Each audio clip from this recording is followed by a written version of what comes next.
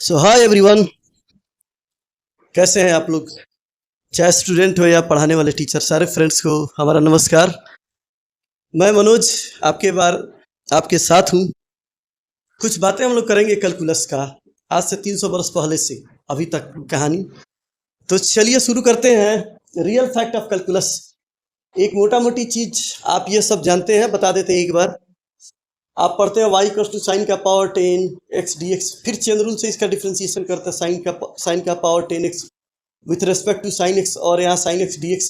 इसको आप लोग बोलते हैं चेन रूल। ये सब कोई को आता है, लगभग अमूमन जितना कमजोर बच्चा वो भी समझ सकता है। ये हो जाएगा 10x9 और साइन का हो जाएगा कॉस। और यहाँ देखिए इक्वेशन फॉर्म में यदि इसको लिखते हैं तो ये dx यहाँ आ जाएगा, ये हो जाएगा इसका एक इक्वेशन। ठीक है, इसका इक्वेशन हो गया डिफरेंशिएशन का इक्वेशन, जिसको डिफरेंशियल इक्वेशन भी बोलते हैं। ये इक्वेशन फॉर्म में आ गया, और वापस इसको इंटीग्रेट करेंगे तो हम लोग को ये मिलेगा। इसकी शुरुआत दो लोगों ने की थी। कैलकुलस के बारे में बात करते हैं, एक डिफरेंशिएशन और एक इंटीग्रेशन। तो न्यूटन साहब, जिनका जन्म 4 जनवरी 1642 को हुआ, यूके यूनाइटेड किंगडम, और मरे कहाँ, लंदन में 20 मार्च 1727। उनको मरे हुए लगभग कितना साल हो गया? उनके रिसर्च का, मरे हुए तो बाद में उन्होंने रिसर्च जब किया था तब की बात कर रहे हैं। और कैलकुलस के बारे में 1684 में उनका ये पब्लिश हुआ था, जो भी उनका है आर्टिकल वगैरह हुआ। सेम टाइम उस समय लिबनिज भी थे। उनका जन्म जो है जर्मन में हुआ था, जर्मनी में हुआ था। 1646 में उनका जन्म हुआ, 1716 में वो मर गए। उस दौरान की बात करते हैं। ये 27 में न्यूटन मरे, ये मरे। तो आप मान कर चलिए, और हमारा कैलकुलस के बारे में उन्होंने बताया 1684 में। दोनों के बीच में बहुत सारे परेशानियां हुई, कुछ मुकदमे हुए, सब कुछ हुआ। इसके बारे में हम लोग बात नहीं कर रहे हैं। न्यूटन के जन्म से लेकर अभी तक 300 से ज़्यादा समय बीत गया। लगभग यहाँ से ये लगभग 400 वर्ष होने जा रहा है। तो हम लोगों ने कैलकुलस के फील्ड में कुछ काम किया नहीं है, बस जो न्यूटन का किया हुआ काम है उसी को लेकर चल रहा है। थोड़ा मोड़ा फार्मूला इधर उधर करके, आईआईटी हो या जनरल जो भी हो, हर एग्जाम में हम लोग वहीं इधर से उधर करते हैं। मगर इसकी ज़रूरत क्यों पड़ी, आखिर बात क्या है? आइए हम लोग इसी पर बात करते हैं। ये साइन का पावर एक्सटेन ये कैसे हुआ, ये हर कोई जानता है, फिर ये कैसे होगा।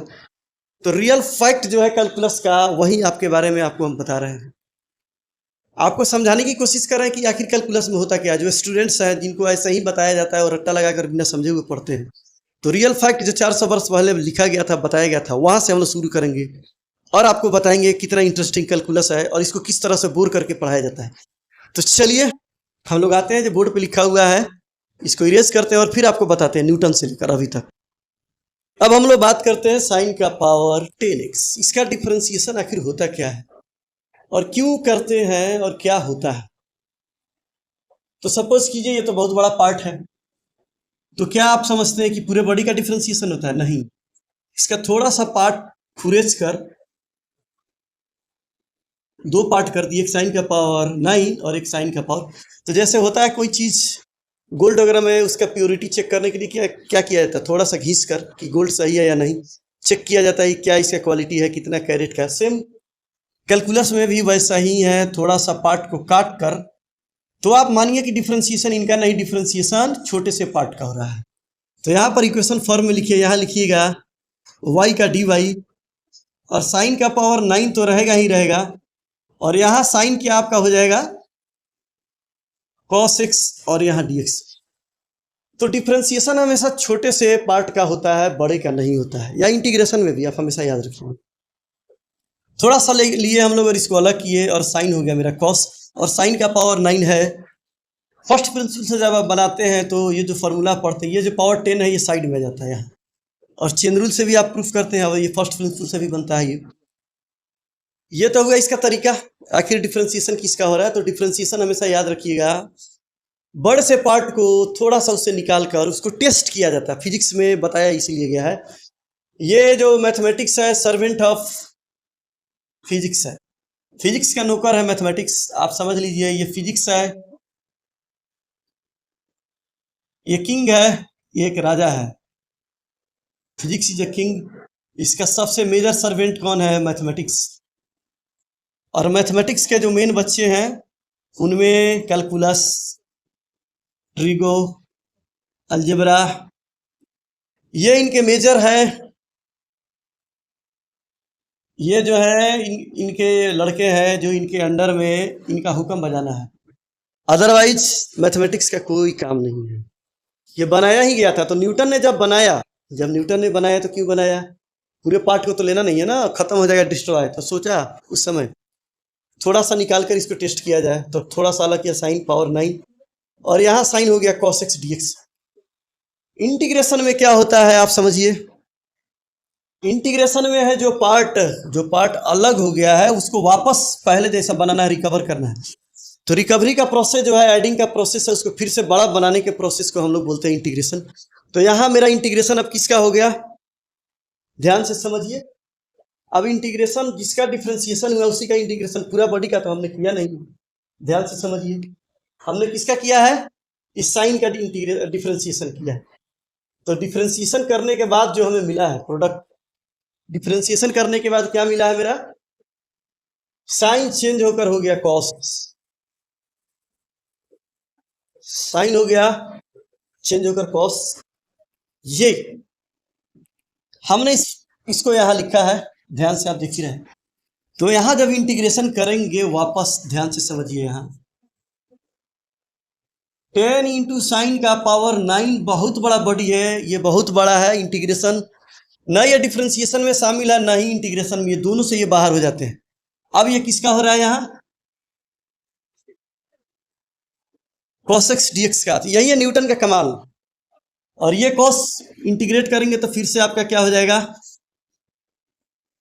10 साइन पावर 9 और साइन cos हो जाएगा साइन x। ये बहुत लंबी कहानी है, आपको समझना ये है कि क्या हो रहा है, किनका डिफरेंशिएशन और किनका इंटीग्रेशन। हमेशा याद रखिए, बड़े पार्ट का ना इंटीग्रेशन होता है ना डिफरेंशिएशन होता है। एज ए सिंपल थोड़ा सा निकाल कर छोटा पार्ट को डिफरेंशिएट किया जाता है, और जो डिफरेंशिएट के बाद जो पार्ट है उसी को इंटीग्रेट किया जाता है वापस रिकवरी के लिए, यहाँ पहुँचने के लिए। आप देख रहे हैं वापस हम लोग इंटीग्रेट कर रहे हैं, तो क्या मिल रहा है, ये 10 कैंसिल हो जाएगा, और lastly y equal to sine का पावर 10। इस चीज के बारे में सबसे पहले किसने बताया था। और प्रोसेसिंग के बाद आप समझ रहे कि कुछ ना कुछ जो है चीज छूट जाता है, कुछ ना कुछ प्रोडक्ट मिलेगा ही मिलेगा। समझिए, जैसे जैसे इसको हीटिंग के, जैसे गोल्ड का कोई सामान बनाना तो इसको काट के अलग अलग किया और फिर वापस गोल्ड चाहिए पूरा, तो वही चीज है ये इंटीग्रेशन। हमेशा याद रखिए कि छोटे पार्ट का डिफरेंशिएशन और उसी छोटे पार्ट का इंटीग्रेशन। ना इंटीग्रेशन कोई बड़े बॉडी का हो सकता है, ना डिफरेंशिएशन हो सकता है, जो भी होता है ये छोटे चीजों के लिए है। ये आपको समझना है, जिसके बारे में लिबनिज और न्यूटन ने बनाया। तो लिबनिज का नहीं चला, कुछ चला उनका, बट न्यूटन का ही हम लोग जो भी चीज दिया हुआ है 400 वर्ष का, आज भी वही पढ़ते हैं। कोई नया चीज नहीं है, कोई नई बातें नहीं है। तो ये आपको समझ में आया डिफरेंशिएशन और इंटीग्रेशन में हो क्या रहा है। चलिए कुछ और फैक्ट क्वेश्चन आपको बताया जाए। अब यहाँ ये y इक्वल टू x है, जब इसका डिफरेंशिएशन करते हैं तो आप क्या लिखते हैं, dy by d x equal to d x, तो dx x का 1 होता है। जब मल्टीप्लाई करेंगे तो इक्वेशन फॉर्म में आ गया ये y का डिफरेंशिएशन dy और x का dx। मैं कितनी बार बताया कि dy and dx is electron of calculus. Electron of calculus जो है यही dy और dx, और एटम ये है, ये दोनों क्या है, एटम है। हमेशा याद रखिएगा, एटम मतलब ये बड़े बड़ी है। यदि इसको डिफरेंशिएट करेंगे तो इलेक्ट्रॉन मिलेगा, और इस इलेक्ट्रॉन को इंटीग्रेट करेंगे तो आपका एटम मिलेगा। मतलब हुआ इलेक्ट्रॉन का इंटीग्रेशन करेंगे तो आपको एटम प्लस सी मिलेगा। ध्यान में हमेशा रखेंगे, याद रखेंगे। हम लोग फिर वापस आते हैं बेसिक के तरफ, जो रियल फैक्ट है। ये तो आपको हम समझा ही दिए। y यानी कि डायरेक्ट याद रखिए ना, y का डिफरेंशिएशन dy और x का dx।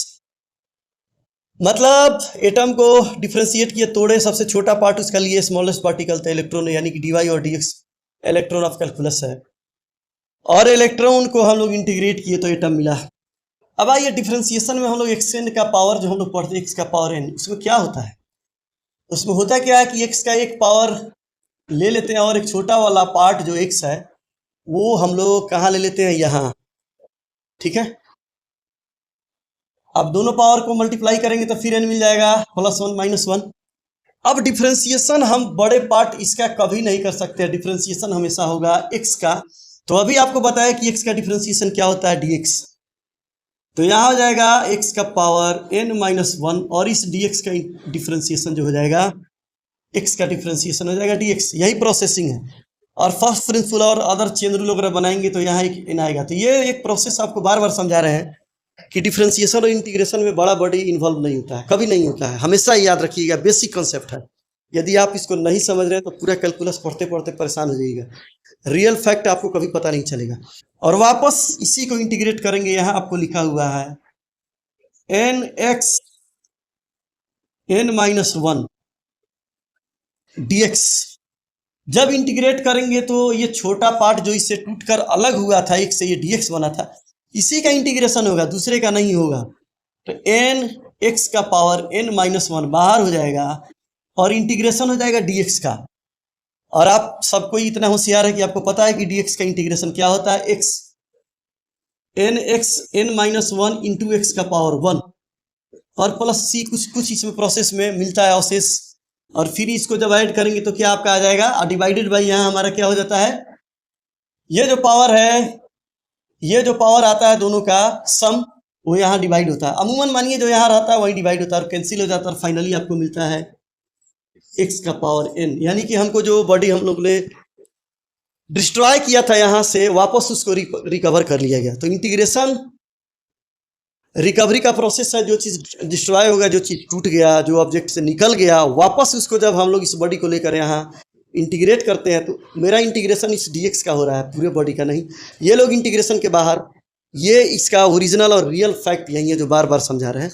जो आज से 400 वर्ष पहले न्यूटन ने फिजिक्स के लिए बनाया था, कोई ऑब्जेक्ट का प्रॉपर्टी चेक करने के लिए या कुछ भी करने के लिए इस प्रोसेस का यूज़ हम लोग कर रहे हैं। तो विगत 400 वर्ष से हमारे यूज में ये आया हुआ, ये चल रहा है, यही रियल फैक्ट है। इसके बारे में और भी डिटेल बातें होंगी तो हमारी लॉन्ग वीडियो को देखिए और बातों को समझने की कोशिश कीजिए। आप इस बात को कितना समझ रहे हैं, आपको कहाँ तक समझ, आपकी समझ इसको पकड़ रही है, अगले वीडियो में जरूर आपको बताएंगे इसके बारे में। तब तक के लिए बहुत बहुत धन्यवाद। फिर अगले वीडियो में मिलेंगे। Thank you very much.